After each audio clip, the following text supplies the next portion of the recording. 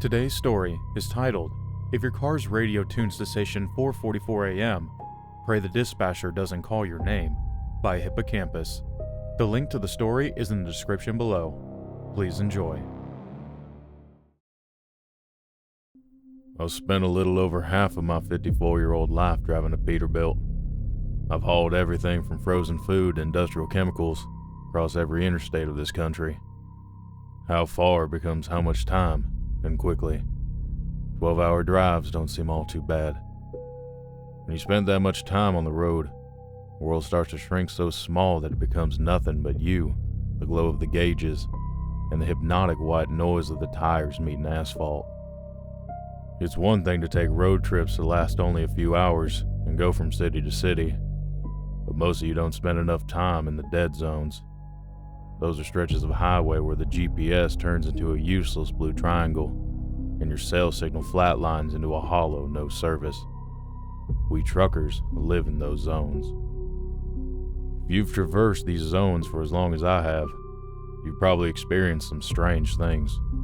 Abandoned trucks and ditches, skeletal remains of burnt sedans, a hitchhiker that seems to vanish as you pass by, smell of old copper filling up your dense cabin, or the sound of static emanating from your broken radio. I've survived enough dead zones to tell you that it is all connected. It all relates to radio station 444 AM. If you're a night shifter, a long hauler, or just someone driving home way too late, you need to listen. At 4:44 AM, if you are caught within the heart of any America's dead zones, your radio, whether off, on, or broken, will tune itself to station 4:44 AM. Greeting you through the quiet static will be the voice that still haunts my dreams. We call him the dispatcher. He's got a voice like a late-night jazz DJ, smooth, professional, and confident. He never plays any music on his station. Instead, he reads off a manifest. The first time I heard about radio station 4:44 AM, I was slumped over a basket of greasy fries at a diner outside of a small town that I don't remember the name of. It was midweek, maybe 3 AM, split between 3 egregiously long days. I was sitting with an old-timer, whom I only known as Cutter. He was more than twice my age at the time, and was the kind of guy who looked like he'd been carved out of a hickory stump. He had the works of a seasoned driver, leathery, wrinkled skin, eyes that had seen too many horizons, and hands that shook just a little too much before his daily caffeine hit. We were shooting the shit, but when I told him about my upcoming route, he froze. "Artie," he whispered, "if you're pulling that haul through the Nebraska dead zone tonight, keep your eyes on the clock. If it hits 4:40 AM, you pull onto that shoulder, kill that engine, douse your lights, and put your head on the wheel. Don't even listen to the airwaves, not even for the weather." He had leaned in so uncomfortably close that I could feel the moisture coming from his peppermint-scented breath, which failed to hide the smell of the day's tobacco. I brushed his concern off with a slight chuckle. I was only 26. As with any young kid in that position, I was full of vigor and the arrogance of a boy who thought a 500 horsepower engine could make him king of the world. "What, Cutter? You afraid of the Ghost Rider? Or is there a phantom toll booth again?" He ignored my teasing. Those worn eyes that resembled shattered glass just stared through my soul. "It ain't no ghost, kid. It's the dispatcher. He's as real as you and me. If you hear him say, 'Good morning, travelers,' you better hope to God he's talking to the guy in the lane next to you." I dismissed it immediately. This was just another tall trucker tale that drivers spin to keep themselves awake on the long, lonely stretches. I finished my fries, climbing back into the peat, and forgot all about Cutter's warning. It was 3 months later when I was forced to remember his tale. I was hauling a load of medical isotopes toward Kentucky. I was running late. A blown gasket in Utah and a brief stop to pick up a hiker named Bobby Vance cost me about 6 hours. I was never late to any of my destinations before then, so I was pushing the limit to make my window.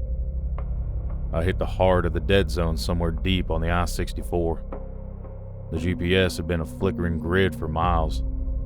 I was watching it struggle to remember where we were, failing to establish any link to the connected world. Bobby had been asleep for about 5 hours from the time displayed on the dash digital clock. Through its orange glow, he had read 4:44 a.m. Gradually, the silence in the cab evolved into pressure. My ears popped just the same way they do when you're descending a steep mountain grade. But there, the road was flat as a pancake. The smell of moist compost overtook the Christmas tree air freshener hanging from my mirror as the air became thick. Then, my radio hissed a rhythmic, pulsing sound. It sounded like a massive pair of lungs breathing through my shitty speakers. I went to shut the damn thing off as I didn't want to wake Bobby, but I noticed that display didn't show my preset. Instead, it showed a frequency that no radio could tune to, 4:44 a.m. A heavy mechanical thump echoed through the cab, like the sound of a live aux cord being plugged into an awaiting speaker. The static was cut and transformed into a rich silence. Then, a voice filled the space. It was a voice that was deep, calm, resonant, one that belonged on a high-end stereo system. "Good morning, travelers," said the voice from my speakers.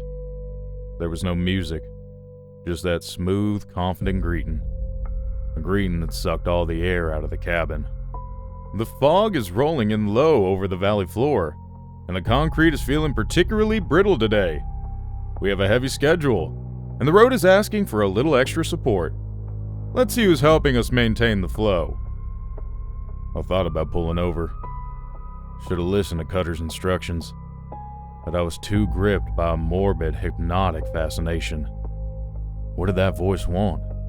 What did it mean? I watched the white lines of the highway blur past with a calming consistency. I felt as if I was just a passenger in my own cabin. The sound of crinkling paper followed by the clearing of a throat preceded the voice next words. "Gregory Miller, 47, driving a Mack. Pass through. You're doing fine, Gregory. Keep that heavy foot off the brake. You're cleared for the next 60 miles. Pass through was spoken in a way that sounded almost robotic. The voice continued. "Diane Holloway, 33, driving a Hyundai. Pass through. A bit of a tremor in your steering, Diane. Don't worry, it'll pass. You've been granted transit." These names felt so real in the middle of nowhere, as though I was connected to all of them. "Larry Smith, 68, driving a Lincoln. Pass through. The road thanks you for your punctuality. Larry, drive on." The voice paused. I could hear the faint sound of a page turning. It was crisp, paper sound that felt impossibly real. "And for our final guest of the morning, our exit." The voice drifted off for a second. "Robert Vance, 19, riding shotgun in a Peterbilt. Bobby, I see you're still trying to find your place in this world. Today's your lucky day. We are in need of someone with your elasticity." My head snapped right. "Bobby," I rasped. "Bobby! Bobby!" I tried shaking him awake, but the sound of the passenger door lock rapidly clicking did the job for me. "Bobby, you've got such a fine young frame," the voice purred. "The I-64 is feeling a bit thin near the expansion joints." As the voice was talking, his seatbelt began to tighten. He couldn't scream, although his face strained as he tried. The belt effortlessly crushed his lungs as it pinned him to the seat. It winched him tighter with each of his strained breaths. His eyes, wide, bloodshot, and bulging, were flooded with a primal panic only seen on those who know their fate. "The cracks in the road are getting bigger, Bobby, and you're just the glue we need," the voice said with a smile in his tone. I wanted to slow down and pull over, but the truck stayed its course. The steering wheel was locked in place and cruise control was unable to be overridden. Then, I heard the metal of his door peeling back like a sardine. The noise of the chunking metal violently overtook the smoothness of the dispatcher's voice, yet no rushing air could be heard, even from our speed. There was just a void of devouring blackness where the door should have been. The seat beneath him started tilting towards the open void. Bobby's legs. God. The sound unspooled like twine. His shins snapped and twisted in ways they were not designed to. Bones broke with the sound of timber being shoved through a mulcher. His legs began to stretch towards the void, pulled by invisible tethers of the dispatcher's will. The voice continued in his relaxed demeanor. A little more slack, Bobby. Just relax. The road needs its repairs. I couldn't believe my eyes. Bobby was being slowly stretched out of the cab. After his legs had disappeared into the void, his hips, then torso followed. The skin over his crushed ribs stretched until it was translucent. I'll never forget seeing the frantic pulsing beat of his heart beneath a layer of tissue no thicker than a balloon. Bobby, hang on! I snapped out of my stupor and lunged across the center console. I went to grab his jacket, but the fingers passed right through the fabric as if it was smoke. I then cursed myself by looking at his face. The skin on his cheeks pulled back towards his ears, making the most horrid smile any human can conjure. His mouth was forced open by an unseen hand that broke his jaw and allowed me to see down his bloody throat. His eyes rolled to the back of his head until the optic nerves were visible. Worst of all, oozing from every orifice in his skull leaked a thick, black tar-like fluid that smelled like fresh oil. Beautiful, the dispatcher remarked. A perfect fit. You're the tendon the I-64 had been missing, Bobby. You're the graft that keeps the world together. With one final violent thud that rocketed the entire 18-wheeler, Bobby was ripped from his seat and vanished. He didn't hit the pavement or roll into a ditch. He simply became a streak of raw, red matter that smeared across the threshold of the door before being absorbed into the darkness of the road. I still remember his pained face as he stretched beyond what was physically possible. The door straightened itself and slammed shut. The lock clicked a few more times, and then the white noise of the rubber-meeting road returned. The smell of old copper was so thick I gagged, vomiting onto my steering wheel. My reaction jerked the wheel free from the hold it had, and I realized I could start slowing down. I looked at the passenger seat. It was pristine. No blood, no torn fabric, just a slight indentation where a 19-year-old kid had been sleeping just 30 seconds ago. The smooth voice of the dispatcher returned one more time. The toll is settled. The road is slick. The lines are straight. And the manifest is closed until tomorrow. Drive with care, listeners. We'll see you at the next mile marker. The clock hit 4:45 a.m. The breathing static returned for a brief moment before shutting off entirely. I finally pulled the rig onto the shoulder. My heart raced so hard I thought I would die of a heart attack before I could stop the truck. I sat there for 3 hours, waiting for the sun to come up and refusing the temptation to look in my mirrors. I just knew, with a terrifying certainty, that if I looked into my side mirrors, there wouldn't be a highway staring back at me. I'd seen Bobby Vance, stretched out thin across the road, holding the pavement together so that I could keep driving. It took every ounce of my remaining drive to call the troopers. I didn't move. I waited for them to come to me, hoping they would see just a fraction of the horror I just saw. When they arrived, I told them that a hitchhiker named Bobby Vance fell out of my cab. I couldn't tell them the truth. They would think I was drunk or on something and have me arrested. They searched 30 miles of shoulder. They didn't find a drop of blood. There was no sign that Bobby ever existed. When the troopers shared that they couldn't find any sign of him, I froze. I feared that they thought I was mad or that I killed him. I thought I would surely lose my job now, not just for missing my first deadline, but for getting arrested for misuse of state resources. I quickly pushed through each question they asked, hoping that it would be the last. Finally, they told me that I could be on my way. Without a second thought, I rolled out of the dead zone as fast as I could. I drove in a trance for the next 3 years, unable to forget Bobby Vance. My eyes would always look past the white lines. Their slow, rhythmic pulse between my tires would always remind me of watching Bobby's final heartbeats. I told myself multiple times that it was all a big hallucination. It was just a spike of carbon monoxide in the cab from an exhaust leak. I thought of everything but the truth. After about 5 years, I had eventually convinced myself that Bobby never existed, but the world I built for myself came crashing down when I got a little too comfortable traveling west on the I-70 through Ohio. It was early morning, and I was hauling a massive cooling unit to California. The engine was making that steady, low-frequency hum that usually lulls you into the type of trance that makes you forget about the last 50 miles, especially at that hour.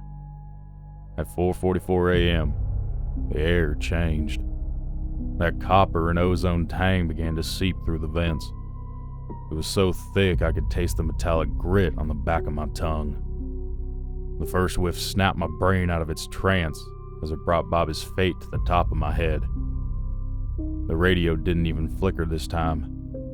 The digital display bled into those 3 glowing numbers, 444. I didn't even realize what was happening before I heard those 3 haunting words. Good morning, travelers. He sounded pleased this day, his voice carrying the warmth of a man sitting down at a feast he'd been smelling for hours. The fog is thick in the valleys, and the road is feeling a bit blind. We need to sharpen our focus. We need a new set of eyes. Again, paper crinkled and a throat cleared before the list was read. Marcus Thorne, 42, driving a Freightliner. Pass through. You're running a bit hot in that trailer, aren't you, Marcus? Keep that coolant pumping. You're clear to pass. Sarah Jenkins, 28, driving a Honda. Pass through. Checking your reflection in the rear view again, Sarah? Clearly you can't share your vision with the road. Please continue. David Poe, 51, driving a Ford. Pass through. I see the wedding ring is fitting a little tight this morning, David. Take a deep breath. The road thanks you for your sacrifice. You may proceed. The dispatcher paused, heard a swallowing sound, like a heavy liquid moving through a throat. And for our final guest of the morning, our exit. Elena Rodriguez, 33, driving a Toyota. The road is blind in the valley, Elena. The dispatcher narrated, his voice dropping an octave. We need to see the deer before they jump. We need to see the black ice before it reveals itself. Your vision is so vivid. Let's share it with the road. Through the fog, cruising in the far left lane parallel to me, was a red Toyota Camry, being driven by a young woman in a business suit. I thought I'd left my back door open again, as she appeared to be drawing my attention by flashing her headlights. She looked tired for her age. She had one hand on a paper commuter mug, with the other barely resting on the wheel. As soon as my attention was drawn to her, I watched her face shift from exhaustion to a sudden crazed confusion the moment her name was read by the voice on the radio. After the dispatcher finished his line, she quickly dropped her coffee as if it were too hot for her hands. Instead of flinching in pain from the hot coffee, her hands frantically clawed at her own eyes, all while her car remained perfectly between the lines. I watched in horror as from the dashboard, hundreds of wires erupted and raced towards her face. They all went straight for her tear ducts. Elena's mouth opened in a wide-eyed scream that I could hear through my radio over the soothing voice of the dispatcher. I could see her eyes start to glow with the same sickly halogen light coming from her old headlights. Don't blink, Elena. We don't want you to miss a thing," the dispatcher urged. The wires slowly pulled her eyeballs forward. Her optic nerves stretched like taffy through the gaps in the dashboard, and her body convulsed wildly as smoke rose from her skull. The headlights of her car dimmed before they shut off completely.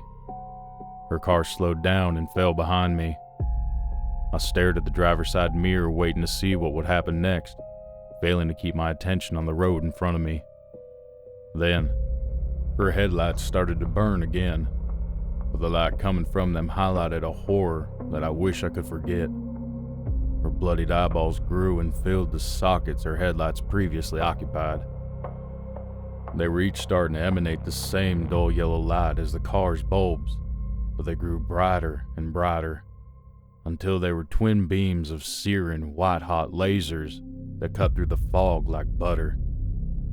I averted my eyes from the horror and the brightness reflected in my mirror, only to then look up and realize that the fog we were driving through for the last several miles was gone. "Beautiful," the dispatcher remarked. "The roads have never been seen so clearly. Can you feel the horizon, Elena? You're the one who's watching the path now. You're the light that guides the others home." I had just enough curiosity to look back at what I figured was Elena as she started to speed past me. She was a shell. Her head was tilted back and her empty sockets glowed with residual electricity. Her body became blackened and shriveled. Her mouth was left agape in a permanent state of screaming. Her sedan didn't deviate from its course as it slowly sank into the road. The car's metal flattened out and became part of the road's surface until there was nothing left but a perfectly smooth, shimmering patch of pavement. The voice on the radio let out a content sigh. "The valley is clear. The sight lines are perfect. The road thanks you for your sacrifice, Elena. Remember to drive safely, travelers. We'll see you at the next mile marker." I've passed through that stretch countless times after that incident. Not once had I ever seen fog like that morning, but every time, I remember that terrible fate Elena suffered through. About a year later, I found myself at a 24-hour diner in West Virginia. It was the kind of place where the fluorescent lights are louder than the refrigerators. The coffee tastes about as good as battery acid, and the waitresses don't give two shits about you. I was sitting at a corner booth with two other lifers, James McCann, a guy I'd been driving longer than I'd been breathing, and a younger feller named CJ. We ran out of things to talk about after barely an hour. During this time, CJ had already gone through enough cups of Joe that the ceramic clattered against the table every time he rested his cup. "I almost laid my rig down near the Clinch Mountain stretch last week," he said, trying to spark a new conversation. His eyes drifted up to see if we were paying him any attention. "I hit that long curve where the fog gets thick enough to chew. My dash light started pulsing red, and that radio keyed up. I didn't even touch the dial." James didn't look up from his eggs when he spoke, just before the fork reached his mouth. "You remember what station you were tuned to, kid?" 444. CJ rasped. "I tried to kill it, but it wouldn't die. Speakers just breathed. And then that voice came through, smooth, like a velvet shroud. He called my name. He knew my age. He knew what rig I drove." James slowly put his fork down until it reached his plate with a deliberate click. He finally looked up, his eyes hard and hollow. "He call you an exit?" "No," CJ exhaled, shaking his head. "He just said, pass through. Told me to watch my lane centering and granted me transit. As soon as he said it, the fog just parted, like it was being pulled back by invisible hands." "That wasn't a glitch, CJ." James rasped, leaning over the table until his shadow swallowed the kid's plate. "That's the manifest. You found yourself in a dead zone, and the dispatcher found himself a traveler. You're lucky you're sitting here eating with us. Most guys who hear their name called don't make it to the next wait station." James slowly sat back in his seat, but it became clear that CJ wasn't telling us the whole story. You saw something else, didn't you? I asked. My voice was barely audible over the hum of the diner's neon sign hanging over us. He nodded slowly. The voice that said the road was unstable near the shoulder. Said it needed mineral density. I looked in my side mirror. That car, it didn't crash. The guardrail just reached out. The steel uncoiled like a snake and wrapped around the cab.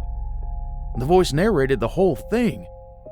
How the driver's teeth and marrow were just the perfect calcium supplement for the concrete. I watched the road absorb the whole vehicle. No fire, no debris, just a smoother shoulder. It all happened within seconds. Unable to find another opportunity to free myself of the two horrors I'd seen, I shared my experiences with radio station 444 AM. I gave explicit detail of Bobby and Elena's demise, yet James didn't seem to flinch. You see any of the sorts? I asked him.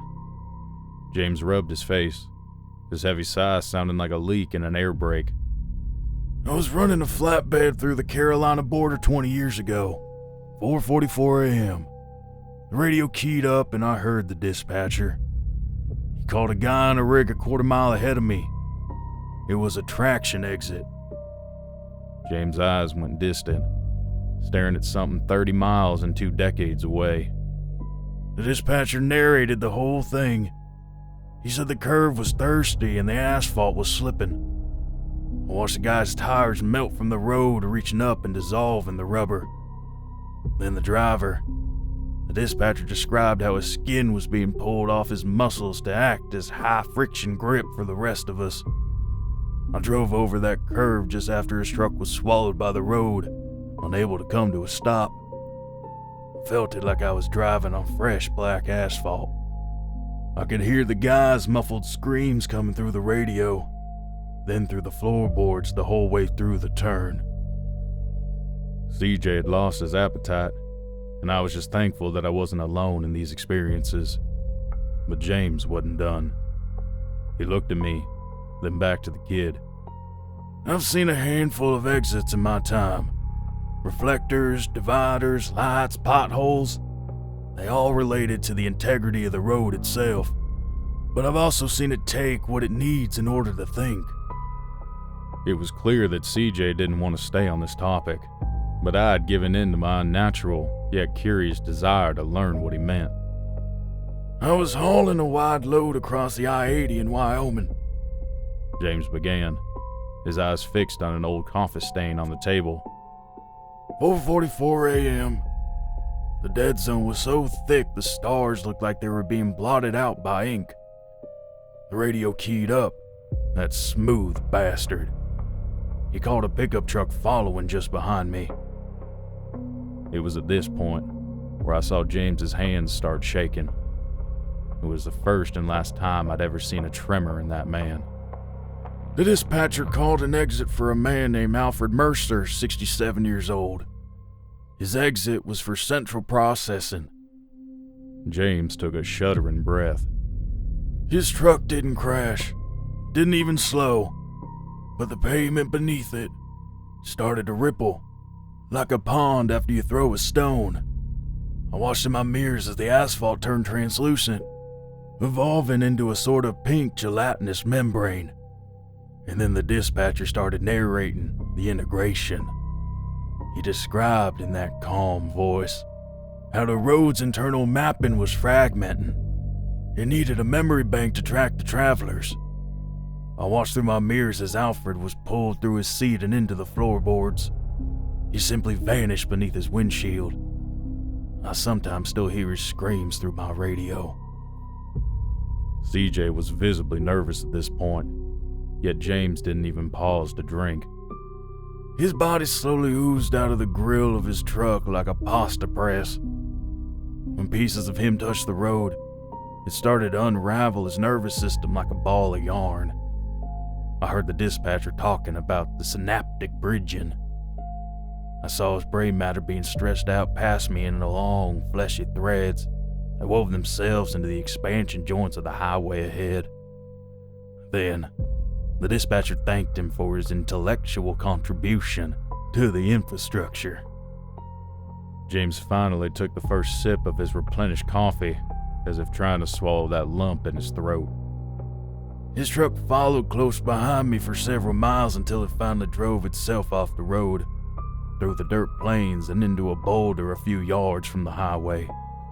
While it followed me, I could hear random voices and sounds coming from my radio. Some were sounds of nature and others were cries of pain. But the one that haunts me to this day was the sound of a group of kids singing the birthday song to a kid named Alfie. James looked up at us. I caught a glimpse of a tear running down the left side of his face before he quickly wiped it away with his shaking hand. That's why I'm here. That's why I don't move until the sun is high enough to turn the sky pink. The road is not a road. It's a brain. It's a gut. It's a giant paved parasite that's learning our names until it can call us home. It's all alive, and we're keeping its heart beating by driving on it. The veteran driver brushed off the horror behind his eyes and regained a hard yet brittle edge. I'm staying here. I will leave at 6 a.m. To hell with the schedule. I'm not becoming a food for a mountain bypass. His words stuck with me like a bad memory. I remember every detail he shared that night. The visions played over and over in my head every time I found myself on the road past sundown. For the next couple of decades, I followed his lead, pulling over between 4 and 5 a.m. to become a ghost off the road any time I had an early route. I would watch the sun shine atop the dead zones from the safety of the nearest rest stop. Unfortunately, the industry changed around me, replacing old school intuition with smart flow technology. My company installed a digital leash in the cab that tracked every second of idle time. And to the suits in the office, my superstition looked like a lack of productivity. 2 weeks ago, the pressure finally peaked.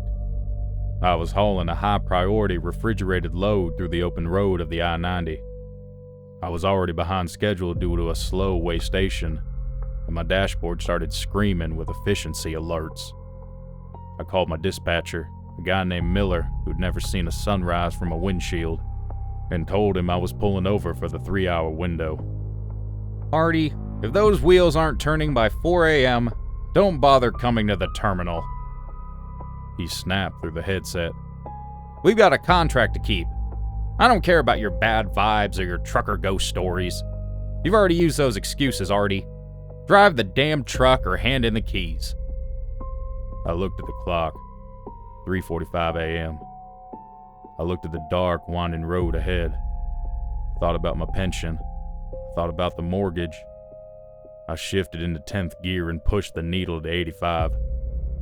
I thought I could outrun the manifest. I was mistaken.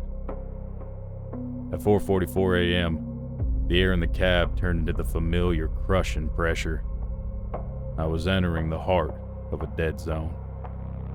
The radio display bled those same 3 glowing digits, and the rhythmic static cut to the voice I feared most. Good morning, travelers. The road is smooth and visibility is perfectly clear. However, the snow has made everything slick. We need to de-ice. We need salt.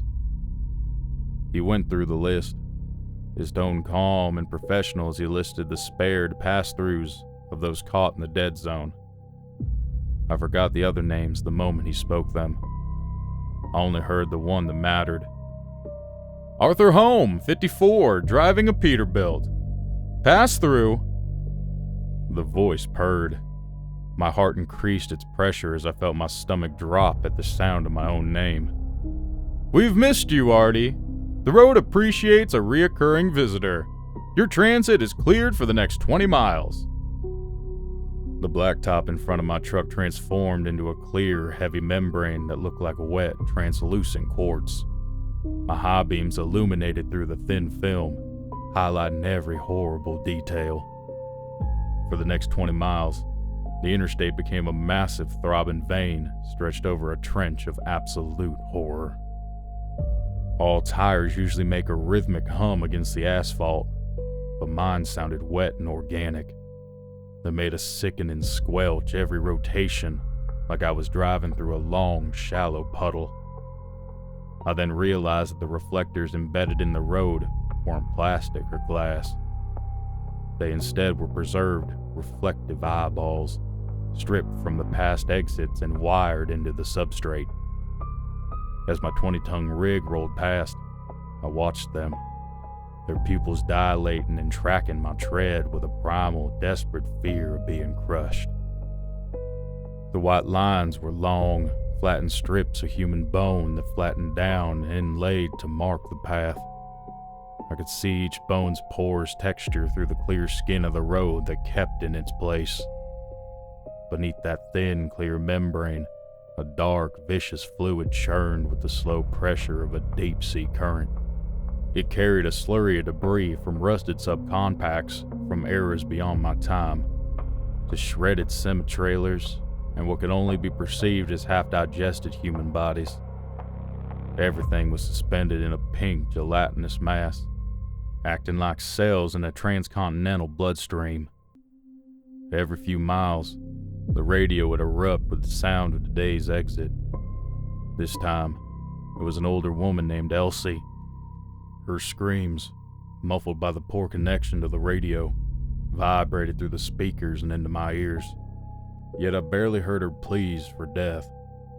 I just watched as her sacrifice was processed and injected into the slurry to act as a de-icer for the upcoming mountains. Beautiful, the dispatcher remarked, his voice cool and satisfied. Elsie's salt will now make the roads less slippery for other travelers. We thank you for your sacrifice. To all of our loyal listeners, we'll see you at the next mile marker. For those 20 miles, I was a passenger in my own rig. I had no control over the steering wheel, and my speed remained a locked, steady 70. I was forced to stare at the amalgamation of flesh, bone, and metal that followed. About 15 minutes after the dispatcher signed off for the morning, the clear vein turned back into the black, opaque asphalt road. The truck started to drift, so I grabbed the wheel, regained control, and pressed on. I reached the terminal at 7 a.m. Miller was waiting for me with a smug look on his face because I'd arrived 15 minutes ahead of schedule. He began to dismiss my superstitions, but I didn't let him finish. I threw my keys at his feet. "I'm done," I told him, my voice shaking with a terror he couldn't possibly understand. "I'm not driving another inch on that thing. It's alive, Miller. I would rather starve in the dirt than spend one more second acting as a vital impulse for that paved nightmare." He called me crazy and threatened to blackball me from every freight company in the country, but his voice sounded like distant static compared to the memory of that road. I've been out of a job since then, cooped up in my house too afraid of the road connecting to my driveway. I'm begging you, if there's any shred of human instinct left in you, stay off the interstates. Avoid the turnpikes, the bypasses, and the toll roads. If you must travel, please watch the clock with a religious fervor. If the sun isn't up and you see your GPS beginning to flicker into a void, turn around. Do not let the 4:44 a.m. frequency find you. I'm pleading with you to listen because every time you drive through those dead zones, you are nothing but an eligible nutrient for the road. It learns from you, about you. You are the only thing keeping that continental parasite alive. For the sake of your soul and your skin, please, just stay off the road.